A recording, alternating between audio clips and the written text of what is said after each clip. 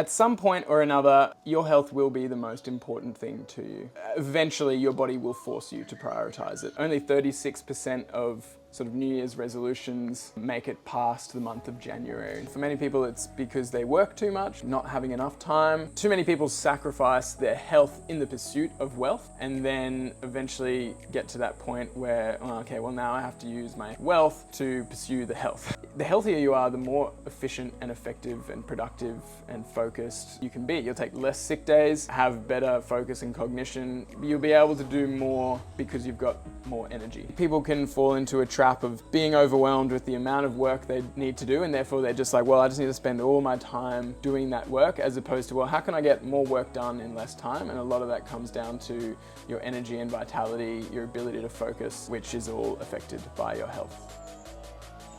Welcome to the Restore to Explore podcast from the Foot Collective. We're on a mission to empower humans to restore their natural health and function from the ground up, so we can all explore movement and life with freedom and confidence. Okay, well, Happy New Year, everyone. It's obviously a bit of a late Happy New Year. This is our first podcast recording for 2024. We haven't really sat down since the US for a podcast. True, you and I, yeah. We're missing one. No Nick on this one. Yeah, unfortunately. But we can make do, and hopefully we'll get one with him in May when we're heading to the US. But we've got a lot of powerful episodes and exciting guests planned for this year, and really looking forward to bringing you listening as much valuable content as possible. And the new year is often seen as a time of inspiration and sort of new beginnings, which can be really great. Technically, the actual date is relatively arbitrary in terms of, it's just a calendar that we created. But it can be helpful, I think, psychologically to attach, a fresh start to the start of a new year. But that being said, I was looking at some statistics that apparently around only 36% of sort of New Year's resolutions make it past the month of January. So even that number surprises me. Even that amount, yeah. And I think maybe it's even below 10% for lasting the whole year. Wow. Which sort of... Hats off to those people. Yeah, good on them. So, if you've fallen off the wagon, you're absolutely not alone. I've done it before. I've made resolutions that sort of stick around for a few months, and then life gets in the way, and it doesn't make you weak or bad or anything like that. It just makes you human. But there are ways that you can increase your chance of sticking to resolutions, and a lot of that is just around creating better habits and skills and everything. So that is what we're going to talk about in today's episode. Obviously, many New Year's resolutions, not all, but many are to do with health, and we think that's a really important thing to focus on. And this podcast is all going to be about why it is so important to invest in your health, what that actually means to invest in your health, and some simple strategies that you can take on board to go about doing that. So why invest in your health? So we've chosen the language invest in your health because at some point or another, your health will be the most important thing to you. And that is either because you already understand that it is the most important thing. If you're listening to this podcast, you're probably in this camp already. You are proactively wanting to prioritize your health because it's important. You sort of feel better. It's important for your, not just your longevity, how long you'll live, but also the quality of your life. So how well you're living in that time.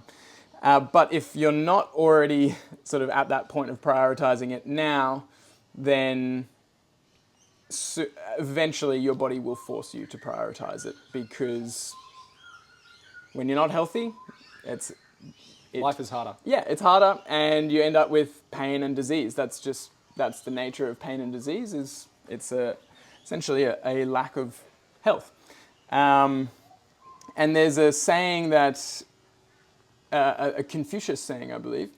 Confucius say, "A healthy man wants 1,000 things. A sick man wants only one." I really like that saying. It really resonates because, if you're healthy, you want to do this, you want to do that, you want to get, acquire something that you like. There's all these things that you can do with your life when you're healthy. When you're sick, you really only have one focus, and that's to get healthy again. So obviously, we're all aware that there is a major health crisis in today's society, and a lot of that is environmental in the sense, and we've talked about this before, where we're kind of like zoo humans is an expression that Erwan Le Corre, I think I heard that from him first, where basically we've been domesticated, we're out of our natural habitat, we're in landscaped areas, we're not eating real food, we have artificial light that stops us from sleeping, there's all these environmental toxins, so we're actually fighting a really uphill battle when it comes to health in our modern environment. If we just sort of go with the flow, then that will trend us towards sickness, pain and disease. Whereas, I guess, on the other hand, if you are intentional about investing in your health, then you also, especially in our sort of,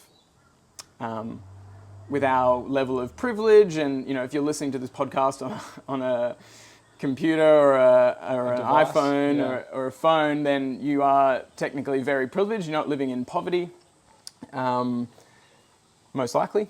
And so you actually have an amazing opportunity to get a lot of the things that your body needs and not really have to struggle for them. So we basically these days have to invest time, money, or effort, usually all three, in order to be healthy. But when you do invest those things, it's a pretty surefire way to be healthy, because you're not likely to get eaten by a saber-toothed tiger or to die of like a really bad infection, because we have modern medicine and we've kind of cleared the land of predators. We have a pretty unique opportunity to be amazingly healthy and to perform really well when we're intentional about it. So as much as it costs in terms of time, money, energy, effort to be healthy, then that cost is actually very low compared to what it costs to have some kind of chronic disease or chronic pain. On that Confucius saying as well, and what you've just said there, I mean, the name of the podcast is Restore to Explore, and I think there's two different types of people that he's talking about there. It's the person who is forever the restorer, and the person who is living a life of exploration, or is able to be the explorer. And I guess it's one of those things where while that can be a mindset thing, and you may transition from being the restorer into the explorer, you don't want to always be feeling like you're having to restore some sort of a baseline of health, because it does then limit your ability to be that explorer. And I guess what we're hoping is that through the podcast that we've done and what we're trying to do, we can build more explorers.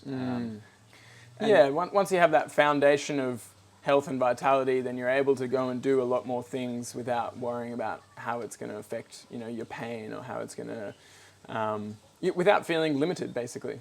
Yeah, definitely.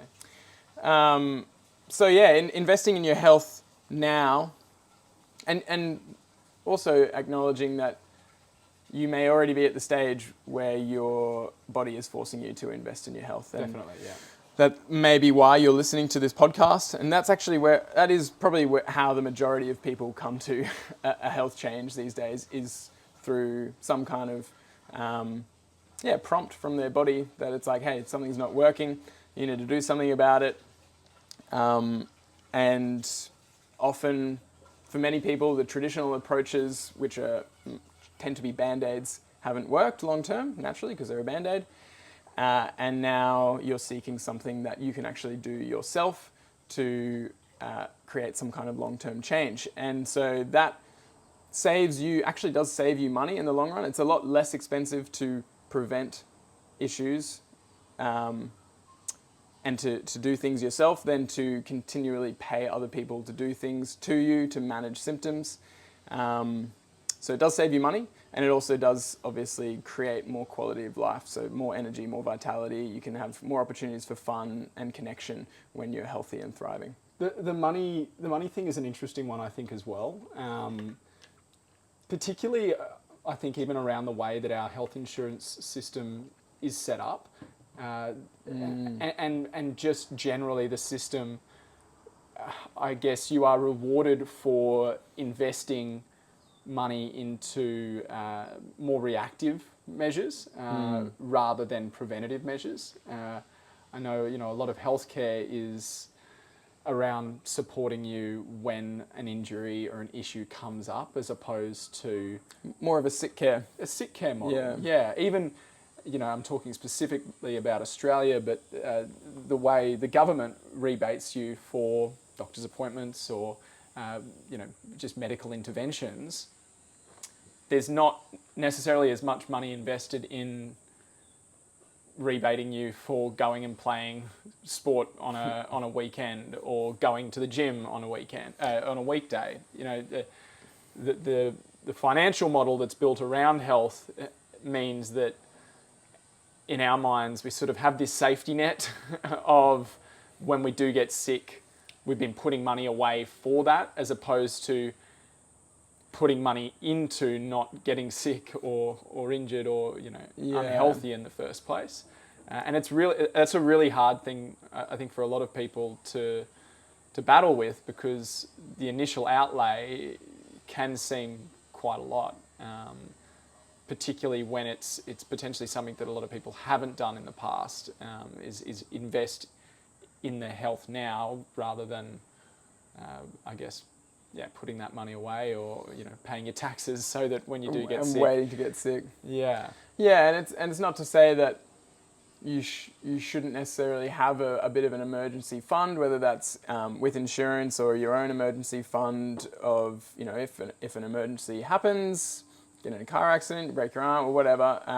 Obviously it depends where you're listening to this. In Australia we've got free healthcare, but some people prefer to go through the private system. If that's you, then sure, have a fund for that, and also work on preventative measures, because even if monetarily you can get through some kind of chronic pain and disease, then it's still going to drain you energetically and just strip your quality of life. So you really do need to do, well, you don't need to do anything. You make your own you're making your own decisions, but it's probably the smartest thing to do both, and not to just sort of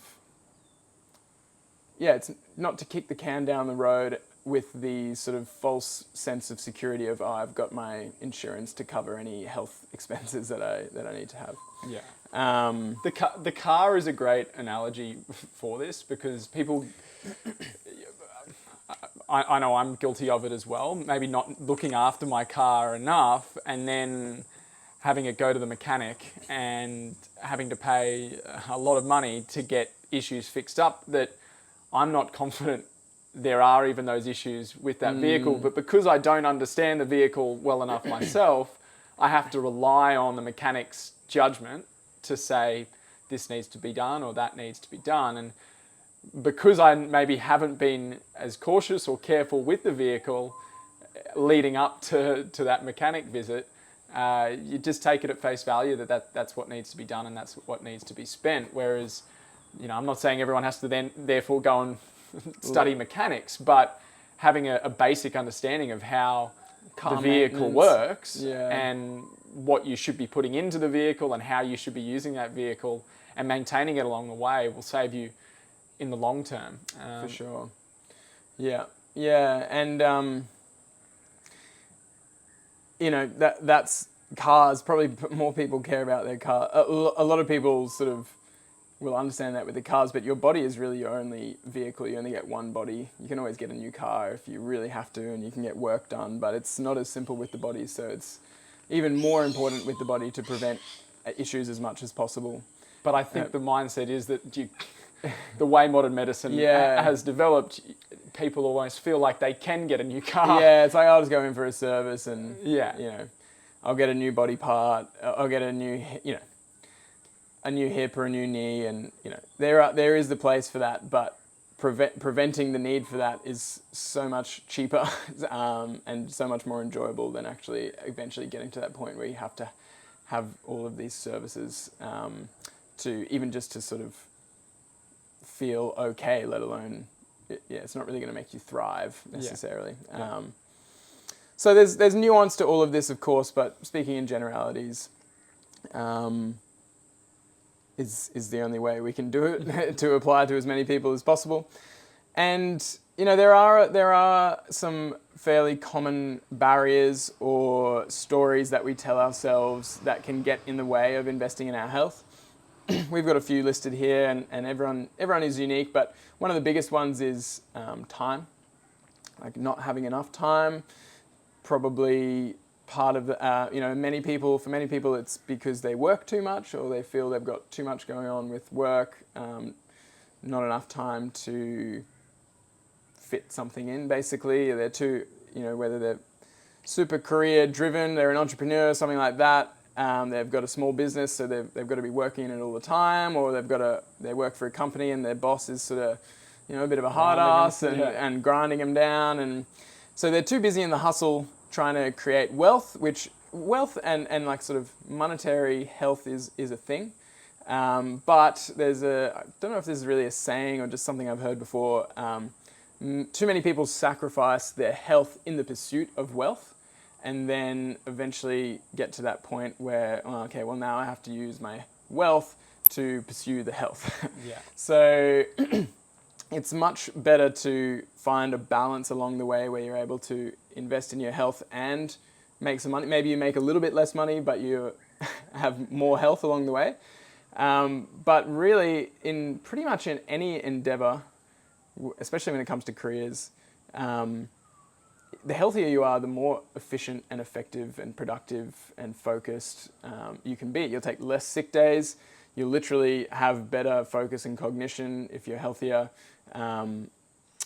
You'll be able to do more because you've got more energy. And you won't have to work as hard. And you won't have to work as hard, yeah. So I think people can fall into a trap of sort of being overwhelmed with the amount of work they need to do, and therefore they're just like, well, I just need to spend all my time doing that work, as opposed to, well, how can I get more work done in less time? And a lot of that comes down to your energy and vitality, your ability to focus, which is all affected by your health. So and I experienced it myself. You almost set these imaginary deadlines where it's like, well, if I work this hard for this period of time and I get to this point, then there won't be as much work, and then I can invest that time that I create in my health. But I often find that when I go through a period like that and I push myself, I will then get sick because I have overworked myself, and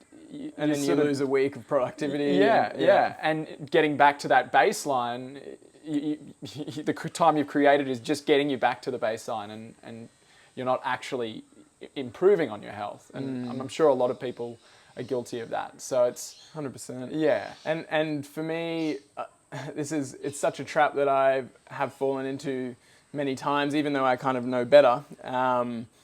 Is you look at your to-do list and you're like, wow, that's a lot of things to do. Like, maybe I don't have time to train today. Maybe I don't have time to work out. And inevitably, as soon as for me, I'll speak for me, as soon as I skip a workout to try and fit more work in, that work becomes way less efficient, and I'm sort of, a bit distracted, I'm scrolling, yada, yada. I actually almost had this moment yesterday where I was like, wow, that's a lot of stuff I need to do. Maybe I won't. Maybe I'll just sort of, maybe I'll skip it. And then I'm like, no, I know, I'm going to do this workout. I worked out for an hour, fully focused, played the music, and then I jumped in, had like the most productive work session that I've had in a while, actually, and just felt really good about it. So the time thing when it comes to work is, it's all of these things, actually, all of these barriers are just stories that we tell ourselves that aren't really necessarily true. Obviously, there's going to be outlier cases where maybe there is, maybe there is a season of your life that you do just, for whatever reason, have to work really, really long hours. and you just have to get through that season. But if that is the case, then you sort of need to be planning for how you're going to get out of that situation as soon as possible. And usually there is a way to get out of that in the moment as well, or even to, if you're working, say at the most extreme, you're working, like 12, 14-hour days, but you have to have a break in there somewhere. Can you do a 5-minute movement snack in a break from work? You don't necessarily have to carve out an hour of your time to go to the gym or to exercise, but what can you sneak into your day along the way? And even while you're working. I mean, it's something we've talked about a heap, but the way you stand, the environment that you've built for how you're doing that work, and with a lot of people working from home more often now, the power is in your hands to create that environment for yourself. And if you aren't working from home, it's a discussion that I think most bosses would be open to if it meant that you could explain to them that it will improve my productivity and it's going to allow me to be more efficient. There's research behind that now too, like when it comes to standing stations and more activity throughout the day, you can prove it to your boss that it's good for productivity, good for efficiency. I don't think you're going to struggle. You sometimes just have to be a bit creative with how you go about it and what you do, but a lot of people will just tell themselves that story, and then it gives them an excuse essentially not to invest that time, or not to spend that energy figuring out how to work around their constraints. Another barrier to do with time that you often hear is kids. I became a father last year.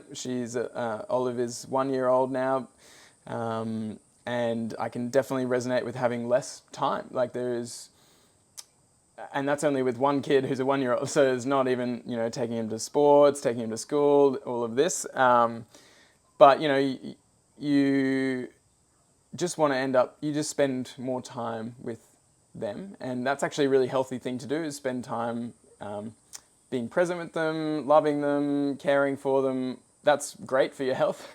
So it's not really you're not really sacrificing there as such, but you definitely have a bit less time to do other things that you maybe want to pursue for your health. But I think a lot of people get caught in the trap of, I've got too many things to do, I've got work, and now I've got the kids to deal with, and they just their cup just gets emptier and emptier. They get burnt out, they're stressed, and it's a story that it's quite an excusable story. Like when you hear that from someone, I'm just got so much going on, got 3 kids, etc.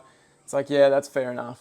But it's not a helpful story, because one, you want to lead by, you want your kids to be healthy. Everyone wants their kids to be healthy. You need to lead by example if your kids are going to be healthy. And you can only pour from a full cup. So you can only give your kids the most, your best energy, your presence and love when your cup is as full as possible. And I think that's a story that a lot of people will resonate with and understand, is that most parents understand that spending quality time with your children is really, really important and should be a top priority. So it's switching that narrative around and saying, well, if the quality time I'm going to be wanting to spend with my kids, like how do I make that quality time healthy time as well? Time that's beneficial for our movement health. Healthier. It's like any quality time with kids, I would say, is healthy, but how can you sort of stack it's like, well, I want to spend quality time. Okay, do we watch a movie together as a family, or do we go out to the park and play? It's like 2 different options. One is going to be getting you all moving, and one isn't. And it's like, there's going to be times for both, but you can start stacking. Okay, well, I want to move. So how can I move with my kids? I don't necessarily have to go to the gym. I could just go down to the park and sort of walk around, run around, play on the playground with them, etc. So, there's ways that you can stack what you're doing, and sort of, you don't necessarily have to have, time for kids, time for exercise. You could put them together. Speaking from the perspective of only a fur father, but having a Kelpie or a dog, he needs to be walked twice a day. And, while that may cut into my time to be able to move or exercise, again, it's just stacking and being able to go, well, a lot of the time, that's what gets me out of bed at 5 a.m. and gets me on my walk, is knowing that he's ready to go and he's ready to play, and I'm able to go and play with him. And then just adding in supplemental movements while we're throwing the frisbee. Chuck a few squats in Yeah, there. well, exactly. Yeah, all of these things, just simple stretches and stuff like that. I may not be doing an exercise, I may not be at the gym, but you're able to stack, and whether it's a child or a pet, we all understand that they need to be moving, so we should be moving with them. And it's actually seen as cruel, rightly so, to not take a dog for a walk every day. But people won't necessarily apply that to themselves. So actually, there is research as well that having a dog is one of the most health-giving things that you can have, is because it promotes you to get out walking, which is one of the most accessible. It's free. It's very low risk of injury. So walking's a really great exercise. And just the prompt of a dog going, okay, it's time for our walk now. And you're like, okay, then we'll go out for a walk. I can't just leave you there, sort of, hanging. Yeah. So and that's one of the things that me and my family, my small family, Ella, Olive, and I will have our dinner together at the table. We used to go on the floor, but that just wasn't working out with Olive. That's a different story. But so we now sit at the table. And then straight away we go out for a walk with our dog Rosie. Olive gets to ride her little trike. She does a little walk now. She's starting to walk around. We say hey to neighbours. We throw a ball for Rosie, and we get to chat along the way. Whereas, thinking back to maybe a year ago, or maybe before Olive, often Ella and I would just sort of watch some TV after dinner. Like a TV show on Netflix, and even if it was like a documentary or learning something, whatever, we found the quality time of just going for a walk together is a lot more fulfilling. And then we read in bed together afterwards, and it's sort of, it's just, you can make some pretty simple changes. You still get the outcome of quality time together, and it's a little bit more health promoting. And I think, again, speaking from the perspective of a pet owner, not a parent, but with Harvey, I experienced this like inherent desire to want to move and to want to play. Whether that's because that's how he's been raised and he's had that consistency since he was a pup, or whether it's, just deep in his DNA.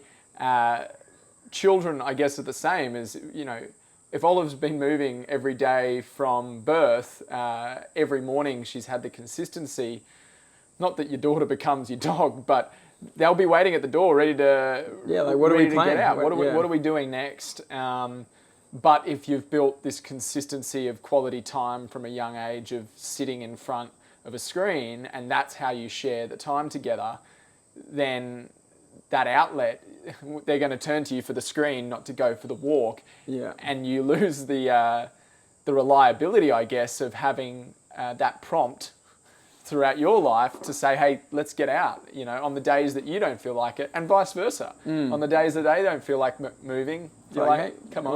We're going. Yeah. Because you'll never really regret going out for a walk or going to the park and playing. No. Let's face it. Yeah.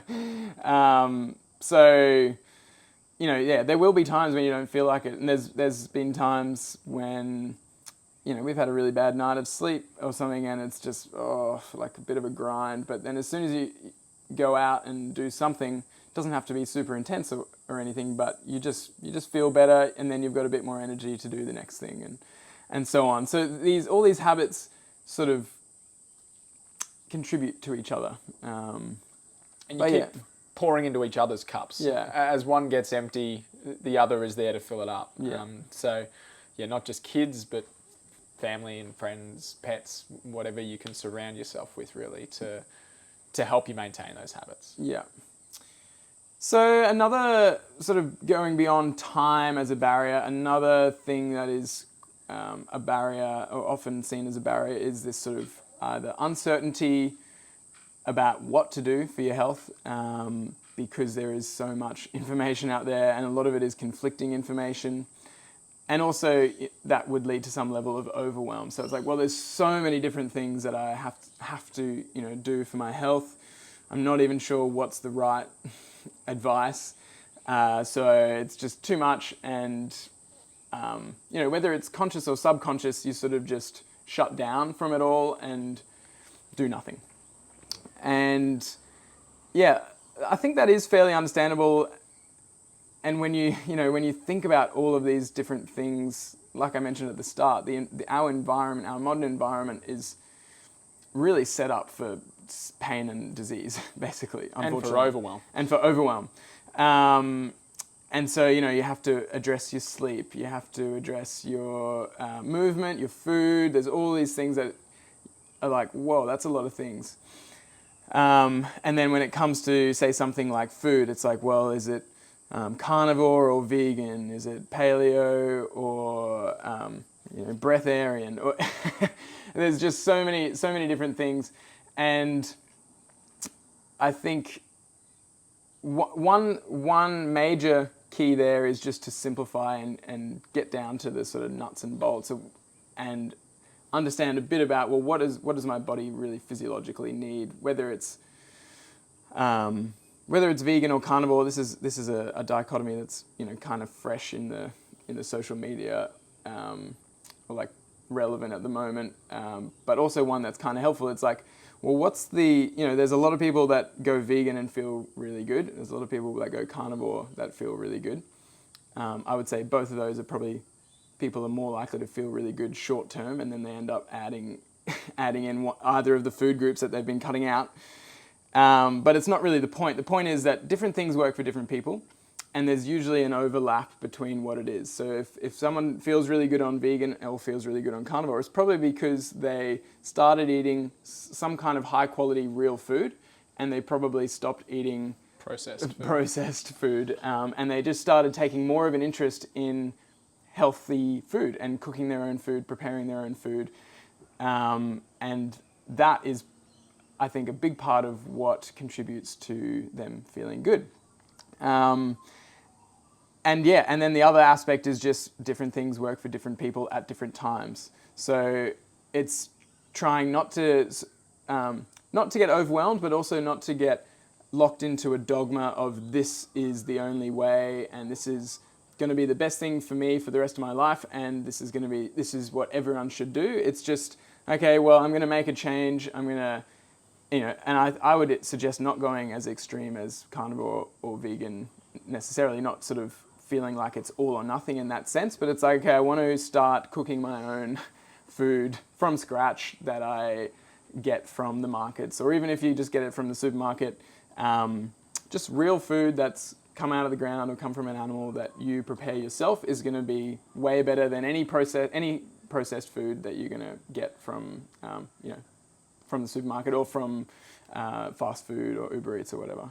And from a movement perspective, I think people fall into that trap as well of doing nothing and then wanting to do everything. And there's a lot of different types of gyms out there that offer quite intense training, and people can go from not doing much at all to jumping into this training. And it works for some, don't get me wrong, like it can be great and people can get addicted to that style of movement. But yeah, I think we can risk jumping off the deep end when we haven't learnt to swim very well. And it opens you up to injuries or burnout or whatever. And then if you feel that, okay, well, it's either I go to the gym every day and do these intense workouts, or I do nothing, then you might be one of the small percentage that do really great with everyday intense, high intensity workouts, but probably more than likely you'll end up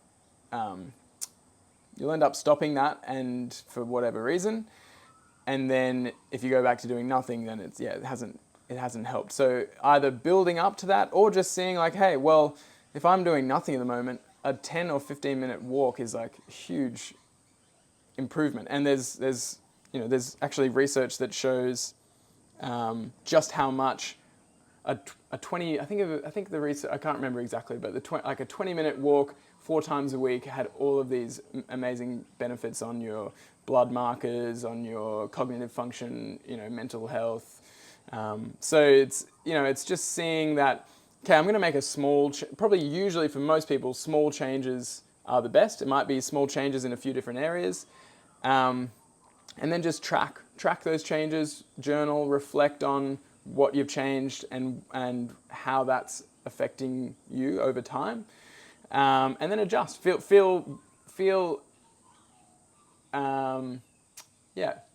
I wouldn't say necessarily adjust by giving up. That's not really adjusting, but it's like, oh, okay, I'm feeling better in this regard, but this isn't really working for me, so I'm going to try a different change here. And then, but I would say give changes enough time to really take effect before adjusting too much. And I'd argue even that simple act of journaling is probably one of the most important investments in your health that you can make from a time perspective. Even if you don't change anything that you're doing, but start to take a more critical view and a deeper insight into what signals your body is trying to give you, and track those, you're going to identify the prompts for what your body needs far quicker and be able to identify the improvements that you're making. Because I think the issue is from month to month and year to year, if we don't do that, it all becomes quite linear, and it's really hard to identify how we felt now as opposed to how we felt a year ago or 2 years ago or even a few weeks ago.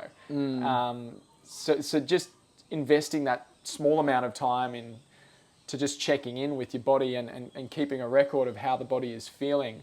I know a lot of people obviously journal about their emotions and what they're feeling from an emotive perspective, but from a physical perspective, I think it's equally as, if not even more important. Definitely, yeah. Building that skill of self-regulation, actually being able to listen to the signals your body's giving you, knowing what signals to listen to. You can need a bit of guidance on and how to do that. But yeah, journaling. Just literally taking the time to reflect will give you a really good platform to adjust from. And that's something that is worth talking about as well, is that I think a lot of people, when they're making a health change, it can seem a little bit vague of like, okay, well, I'm reducing the risk of a heart attack in the future, something that may not even happen anyway. So it's like, well,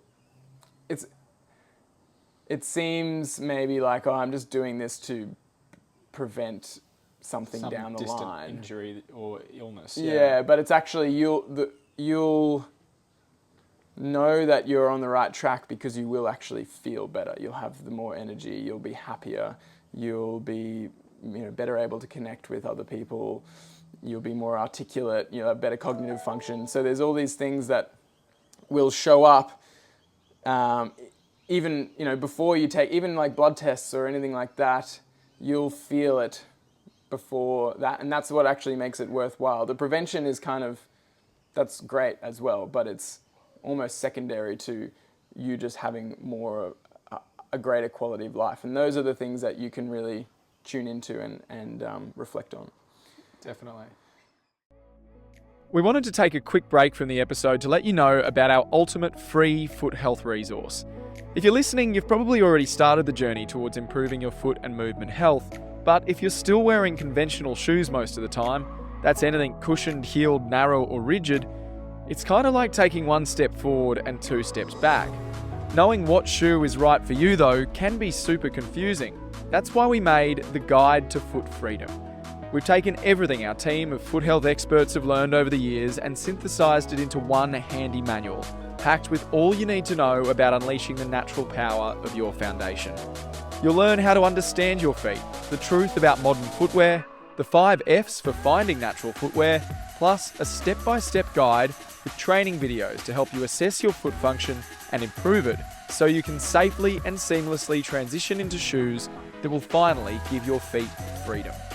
The best part is, like I said, it's absolutely free. Just head to thefootcollective.com and click Learn to find the free ebook, The Guide to Foot Freedom. You'll find the link in the show notes. Now back to the episode. So the another one is sort of accessibility. There goes Harvey now, protecting us. Thanks, bud. Yeah, so I think a lot of people will get caught up by, well, I don't have the right equipment to do this. I don't have access to a gym. Maybe they don't feel they can't afford a gym membership. They don't have a local community that they can go and move with or play with or whatever. And that can be a bit of a barrier.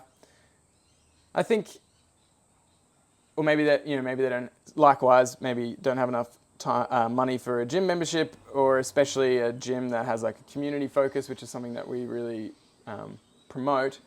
But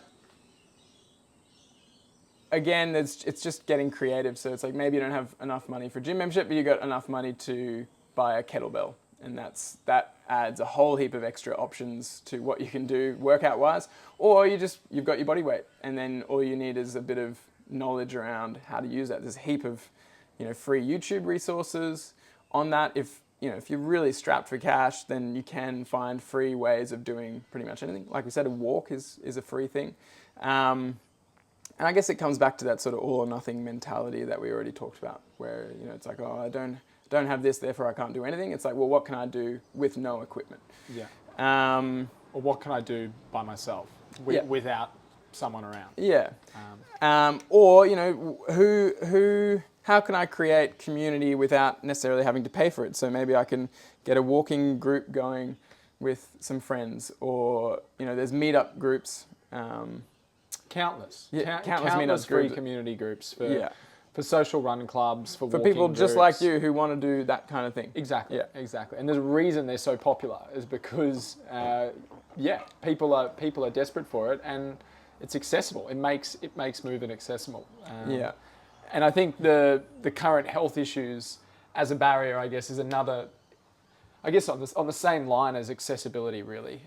People feel like it's not accessible to them to partake in exercise or training because they have a current condition, or I can't go to the gym because my knee hurts, or I can't go for a run because my knee hurts, or whatever hurts.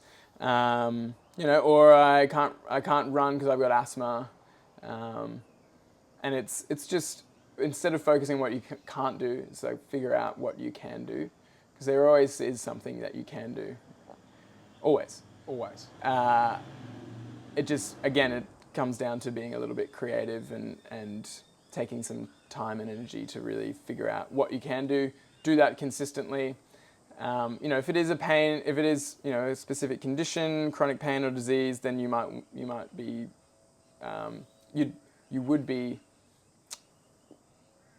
it would be smart to work with someone to help you figure out what you can do, because it definitely can be even more overwhelming when you've got something going on. You're not really sure what you should or shouldn't be doing, but working with someone to help you with that is a great idea. But again, it's sort of, if that is your barrier, then that is just a story that you're telling yourself, because the best thing you can do, obviously, for pain and disease is to work on your health.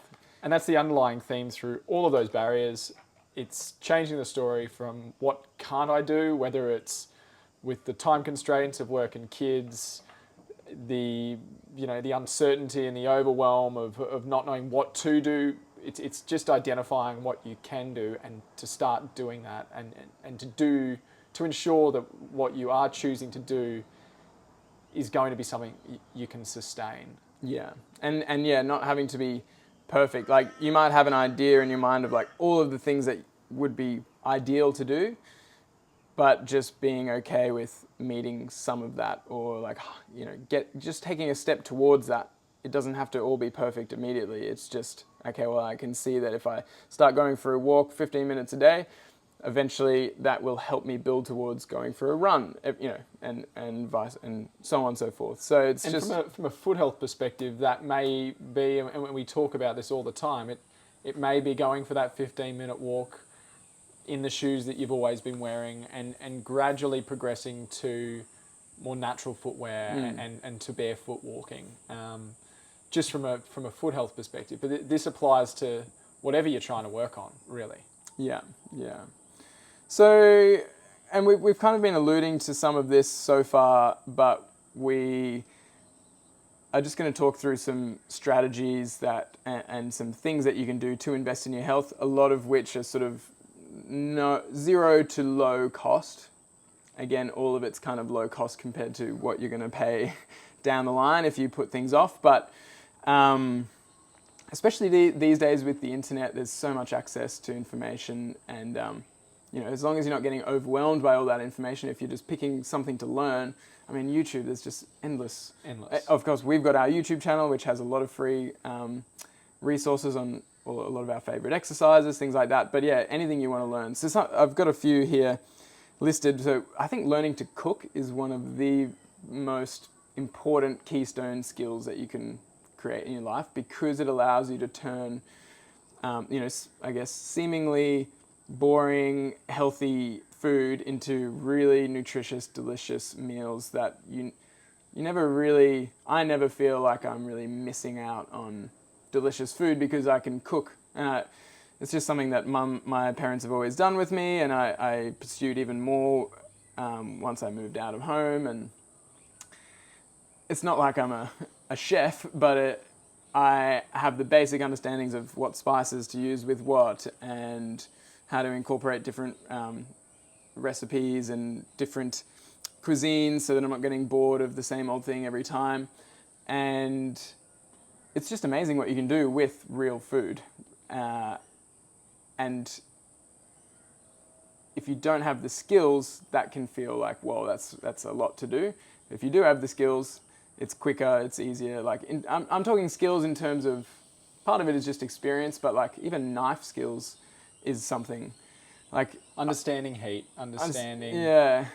Yeah, even how you store your food. There's lots of sort of barriers within food. We don't have to dive super deep into it, but, get those base level of skills and you unlock a creative exploration of food rather than cooking feeling like a chore. Yeah. Or like your version of cooking is, meat and 3 veg, which I actually really like. But eventually I'd get bored of meat and 3 veg and I want to try something else. But if all you can do is meat and 3 veg, then it feels like, or like chicken and broccoli is the classic. But it's like, well, you don't necessarily have to just have boring food. You can make the food exciting. So yeah, learning to cook, heaps of YouTube tutorials on that. I think knife skills are huge. It just makes everything so much more efficient, because you can chop veggies, you can chop meat, you can do everything much more efficiently, which means you have more time to do other things. Plus, cooking is like it is movement. It's like light intensity movement, I suppose, but it's still movement, and it's you have to be kind of focused on what you're doing and present with that. So in that sense, it's almost like a bit of a meditation. But yeah, obviously we're big on building movement skills. So picking not just necessarily focusing on exercise and working out, but building movement skills, whether it's dance, martial arts, yoga, animal flow is a great one, parkour. Pick a skill that kind of, or handstands, something that excites you, that makes you go, oh, I'd love to be able to do that. That would just give me so much freedom and joy to be able to express my body like that. Might be hacky sack. Golf is one that I'm getting back into. Ping pong, one of our favorites. So it's a skill that you can sort of express movement without it necessarily feeling like it has to be exercise. And that's usually where you can have the most fun. Exercise can be really satisfying, but it's not necessarily everyone's idea of fun. But if you explore a movement skill, you can sort of get some exercise while or get some physical activity and exercise while also really enjoying it. So that's like another way of stacking, and all of that comes down to skills. Like you're never going to exercise your way to better ping pong performance. You just have to learn to play ping pong. Yeah. And a lot of that is just play. And sometimes getting coaching for skills is really important. Like if you just tell yourself, I'm going to learn to handstand, I can almost guarantee you that's not going to happen unless you get coaching. I got a lot of coaching for handstands for like a year. I think I was doing weekly coaching, and now it's kind of like riding a bike. I can just kick up into a handstand. I can practice as much as I want. I don't need to continue getting coaching unless I want to, do some really wacky stuff with the handstands. But getting some coaching initially can help you break past that barrier of getting to enjoy the skill without just feeling like it's a grind. Obviously, you need some level of baseline of skill in order for something to be fun, I think. Like if you're just playing ping pong, you have no idea what you're doing, it's not going to be that fun. But if you build up the skill, it can be a really fun expression. Meditation and breath work, same kind of thing. It is a skill. Takes time, takes some guidance. There's a lot of good apps. There'd be heaps of free meditation things on YouTube as well. Really great for sleep, stress management, focus, all of those things. And any other skill you're doing. Yeah, literally. Pretty much. Yeah. So that's skills, heaps of other skills that you could probably talk about. Those are some of the keystone ones we think. Tools is another thing that you can invest in. Usually this is going to be, this is going to cost money, but not necessarily. So an example of a tool that we've used for ages is a beam. We sell them. Costs money, or you can make your own. It's either going to investment of time or money. Depends what you've got more of or what you sort of value more. But again, a lot of these tools, even if you are buying them, the cost is very worth the outcome that you get. So for me, a beam or a Soulmate, very simple bit of kit, but I could get amazing amount of foot strength, foot mobility, whole body mobility, balance training going 15 minutes a day, and it's fun. So it's like that's really worth whatever I paid for it, basically. And again, that's a mindset thing. We often get comments on our content online about the price of products, and obviously they cost us money to manufacture. We have a team that we have to pay, and to be fair, the amount that you charge for a tool is almost nominal, because I think it comes down to the person who's purchasing it, how much they're ready to invest in their health. And it's this interesting situation where I think if you do put, whether it is money or time, into something, you are more likely to use it and more likely to get benefit from it. If you've spent $150 to $200 on a tool and it's sitting in your living room and you're walking past it every day and you're not using it, there's something in the back of your head going, I should really use that thing. It's no different to a gym membership. If you're paying this gym membership and you're seeing the $20 or $30 coming out of your account every week and you haven't been going, it's like, well, I should really be going. So yeah, whether it is just the time that you put into building the tool or the money that you invest in buying it, don't undervalue that transaction, I suppose. Yeah, because realistically, we have to charge what we charge in order to have a viable, sustainable business. We just wouldn't be able to do what we do if we gave them away. I had some comment that was like, if you really wanted to help people with their foot health, you'd make your products accessible to all. And I thought, well, accessible to all, that would be free. So how can we give away products for free and still continue what we do? We can't. But we can give away information for free. And so that's why, because of the people who buy from us, because it allows us to continue what we're doing. So, we're very big on, you don't need the product necessarily to improve your foot health, improve your balance, etc. You can use a rolled up towel. You can make your own thing. You can use a tennis ball instead of a mobility ball. There's so much that you can do. But as Max said, if you've bought a Soulmate, it's sitting there in your living room, it's a prompt. If you got a rolled up towel on the ground, it kind of just looks like a mess. and you clean it up, and then It sits in the cupboard. And sits in the cupboard until you're like, oh, that's right, I'm going to do my balance exercise. Whereas if this is sitting in your living room, and we get this kind of feedback a lot, it's like, oh, I see it, it's a prompt, I get on it, I stretch or play on it for 5 minutes, and it's a way of building consistency as opposed to sort of having to remind yourself. But it's very possible to do that. It's just that, often having that investment of time or money will make you a lot more likely to stick to it. And that comes down to just the environment in general that you design, whether it's where you live or where you work, or the people you surround yourself with, I suppose. But we talk about it a lot as well, ground cushions, and encouraging you to get onto the ground more, the shoes that you wear. Having something to hang from, like rings or a pull-up bar, juggling balls, it's just anything that you can see and go, oh yeah, I remembered that I want to move, I want to do something extra in my day. I see the thing, I go and do it.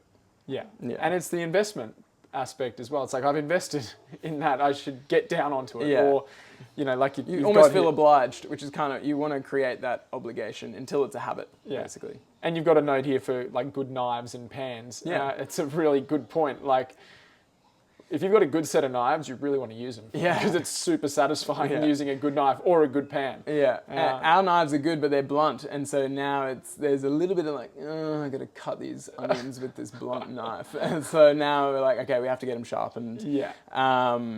But if you spend the money, the good knife, oh my God, if you have a good sharp knife, that makes a big difference to just the enjoyment of cooking. Obviously you have to be careful with them, but sharp knives are actually less dangerous than blunt knives because they're more predictable. Blunt knives, you sort of, and then you cut yourself. But you still have to be careful with knives always. That's not the point of the discussion. But the right tool for the job can make a big difference to your ability to do that or your desire to do it. And your experience. Another tool that I find really helpful is like, warm lights. This is for around sleep. I've got the sort of blue blocking orange glasses that I sometimes wear. Now, these days we've got these sort of reading lights that we wrapped orange, what do you call that? Orange, cellophane kind of stuff around it to make it warm, just so it's not hitting all that blue light into the eyes, which disrupts the circadian rhythm basically before we sleep. So just little things like that. That only cost, I think Ella got a couple of reading lights for like $5, got some cellophane and added it. So you can invest a very small amount of money compared to the outcome that you get from it. And we sleep. I've been doing this for a long time, but I definitely noticed once I started being aware of blue light in the evening in terms of from screens, TVs, phones, all of that, and started reducing it or eliminating it, I slept way better. So some simple habits that I personally find really helpful. All of it is free actually. Not hitting the snooze button. It's huge, and it seems kind of like, oh, what's the problem with a little bit of a snooze? And I've kind of struggled on and off with snoozing. But I always feel way better if I don't snooze. Doesn't even really matter how tired I feel at the time. And these days I wake up very early. I wake up at 3:30 a.m. To get stuff done before I need to leave at 5 a.m. Long story, but at 3:30 a.m. there can be some pretty big resistance, especially in winter where you're like, surely I'm not getting out of bed now. And so I stack the no snooze with a cold shower, straight out of the bed, straight into the shower, and after that I feel $1 million. Almost doesn't really matter how tired I was or felt like I was in bed. As soon as I do that, I'm good. When I feel the most tired is when I snooze for 10 minutes, maybe 20 minutes, and then you get into this sort of... Matt Walker talks about how like you actually start inertia. another sleep cycle, and then you're cutting that sleep cycle short. And then you feel really groggy. Yeah. So it's always better to not snooze. And there's an element of snoozing that is essentially you're starting your day with a procrastination. Which really doesn't set a good tone for the rest of the day. So, that's a really good one. Walking is a great thing to do in the morning as early as possible, especially going outside and you get light in your eyes. Huberman talks about this a lot. He's very big on setting the circadian rhythm by getting light in your eyes first thing in the morning. I wake up before the sun, so I just get out into the kitchen and put the very bright kitchen light on, and that sort of supplements for a bit. But, getting some, and I do some movement in the kitchen with the light. So, no snooze, cold shower. Your body knows it's time. Light, Yeah. movement in the kitchen. Takes maybe 20 minutes total, and I'm feeling, boom, ready to go. So... And like you're saying, all of these are stackable, these habits in the morning. And, reading is the next one, and journaling is something we've talked about already as well. But even if you ticked off 3 or 4, 3 of those things every single morning, those are my sort of non-negotiables, are the no snooze, the cold showers, and then the walking. And I've added in reading again at the start of this year, which has been awesome. But just doing those things, by the time it's 6 o'clock, 6:30, I feel like I've already achieved so much in the day, and so everything after that is just a bonus that you tick off. But you also get the emotions of success, and I think this is what BJ Fogg talks about, is habits are not necessarily driven by not necessarily driven by repetition, but by emotion. So when you have the emotion of success, which comes from sticking to even just the little things that you want to do, that sets you up for just a whole better day, basically. And so I know when I hit all those things, then for the rest of the day, I'm less likely to scroll Instagram mindlessly. I'm just more present. I'm actually more likely to get more movement in because I've started the day with some movement. I'll sleep better that evening, which means I'll wake up a bit better the next morning. So they all feed each other, which is really helpful. And all of them are free and simple. The cold showers, some people will be listening to this like, oh, no way. To be fair, we live in Queensland, so it's currently summer and it feels more like a lukewarm shower. But even, you go through winter, it's a lot of it's mental. These days, once a week I go to a place, Vicasati in Red Hill in Brisbane, and they've got a 5-degree ice bath, and I dunk my head and stay in there for 5 minutes. So it does take time to build up. You might just want to do, 10 seconds or 30 seconds or something. Just give it a go for 30 days. You won't die. You won't get hypothermia. You'll be fine. There's a guy on Instagram I've been following who's been doing an ice bath every day. The plan was to do it for a year. I think he's up to like 400 days or something now. But he lives in a very cold area, and at the moment I think it's like negative 20 degrees outside, and he has to put a heater in the ice bath so it doesn't it doesn't freeze, but keeps it to like negative 2 degrees. Wow. No, it must be 2 degrees. If it's negative, it would be frozen. So I think he gets it to like 2 degrees. It's freezing outside, and he jumps in for 2 minutes and has been doing that consistently every day. It just feels so good. Incredibly satisfying. I actually find I enjoy the cold showers more in winter because it just gives you that. It's not giving me the same effect at the moment. No, it's kind of disappointing. In summer it's like, it's kind of nice, but I prefer the winter Give when you're me like, the oh, that's cold. Again, not cold compared to, say, Canada or Europe or whatever, but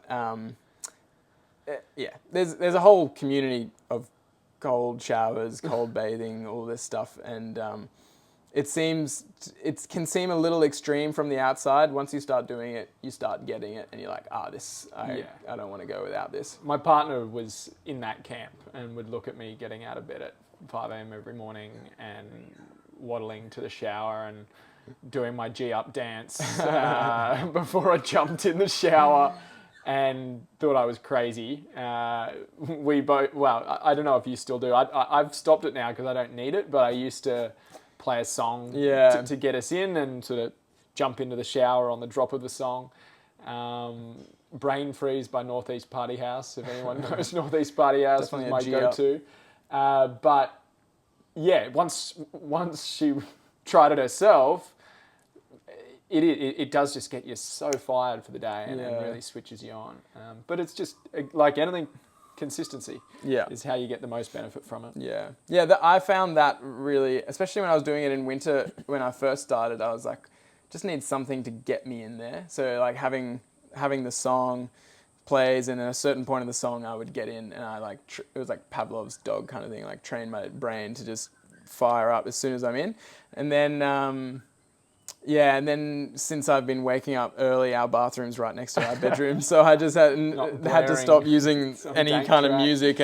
But now I find I can just stand there, boom, straight in, and it's almost better. I kind of like it that way, especially because I'm used to it now. But at first, whatever you need to do to G yourself up, some people like to just start with a hot shower and then finish on a cold shower, and that's a good way to start. Or maybe don't go cold and then hot. Go hot and then cold. Finish off for 10, 20, 30 seconds. Eventually you will be able to do just straight cold. In. Anyway, that was a long spiel about cold showers, but I actually think that's probably one of the most powerful things you can do in terms of starting your day. Yeah. And it starts the day with something hard, or especially in winter, it's fairly hard, but you feel really good afterwards. I guess even on that point is starting your day as early as you feasibly can is, I think, another important aspect. Obviously, everyone works at different times, and but if you are on a schedule where you are working during the days, trying to ensure that you're getting up with the sunrise at least, so that you're getting the maximum benefit out of your day. I mean, I know some people are night owls, some people like it, like early mornings, but maybe this is just a personal preference thing, but I'm sure there is research to support the alignment with the sun. With the sun, yeah. It gets a little confusing, the whole night owl, that kind of thing. I think people who think they're night owls would probably adjust well given time to a more sort of, more aligned with the sun. Actually, I saw some quote the other day that was like, take a group of night owls, take them out camping where all they've got is firelight, and let's see how much of a night owl they are. It's come 8 o'clock, you're pretty much ready to go to bed.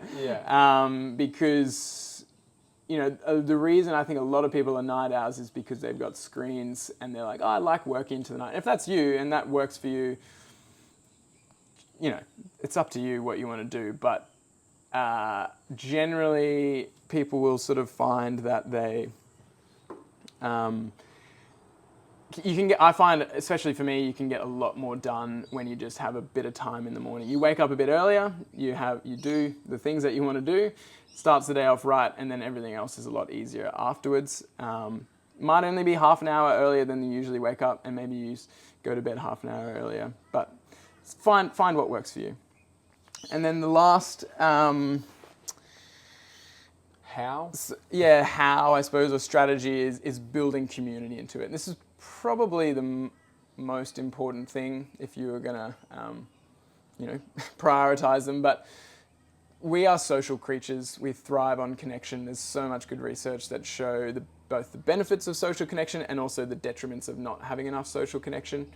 So we've kind of alluded to some of this already, where it's finding a gym or a studio or a meetup group or a friend or family that can do stuff with you, whether it is movement or meditation or even just knowing someone else is doing cold showers. It's like, oh, you want to do cold showers for 30 days? You don't have to do them together necessarily, but it's like, okay, I know he's getting up to do a cold shower. I'm going to get up, do a cold shower.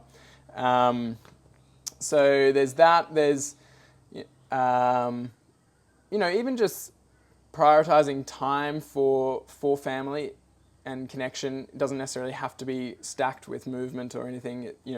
One thing that we do or have done is sort of like family dinners, whether it's a regular weekly family dinner thing.